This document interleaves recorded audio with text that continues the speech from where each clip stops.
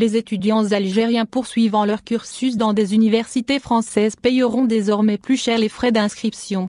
Le Conseil d'État français a validé, ce mercredi 1er juillet, la hausse des droits d'inscription pour les étudiants étrangers extracommunautaires. Ainsi, les droits d'inscription en licence sont passés à 2 770 € et à 3 770 € pour le master. Décidée en 2018, cette augmentation ne fait pas l'unanimité en France. D'ailleurs, seule une poignée d'universités l'ont appliquée jusque-là. Des associations ont monté au créneau pour dénoncer cette décision. Ces associations ont déposé un recours qui a été examiné le 12 juin dernier. Le Conseil d'État a rendu son verdict mercredi, en rejetant la requête de ces organisations.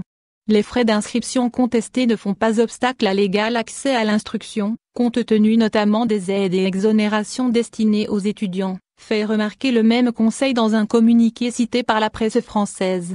Le Conseil d'État rappelle, en outre, que des aides sont attribuées aux étudiants et les étudiants en mobilité internationale peuvent être éligibles à certaines d'entre elles, explique-t-il. Il est aussi souligné que ces universitaires peuvent bénéficier d'une exonération totale ou partielle des droits d'inscription mis à leur charge. Mélanie Luce, la présidente de l'Union nationale des étudiants de France, UNEF, citée par le journal français Libération, parle d'une décision très dangereuse pour les étudiants. Une décision très dangereuse pour les étudiants. Le Conseil d'État nous dit l'inverse du Conseil constitutionnel. Le coût n'est pas évalué selon la situation de l'étudiant mais selon le coût de la formation et l'existence de bourses. On dit là aux étudiants que 3 770 € c'est modique. C'est ce que nous payons en province sur un an pour nous loger. C'est scandaleux, martèle-t-elle. La présidente de ce syndicat estudiantin appelle d'ailleurs les universités à ne pas appliquer cette hausse.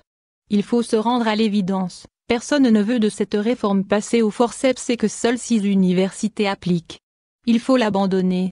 La balle est dans la main du gouvernement et de celle des universités, qui doivent maintenir le cap en continuant de ne pas l'appliquer, insiste-t-elle.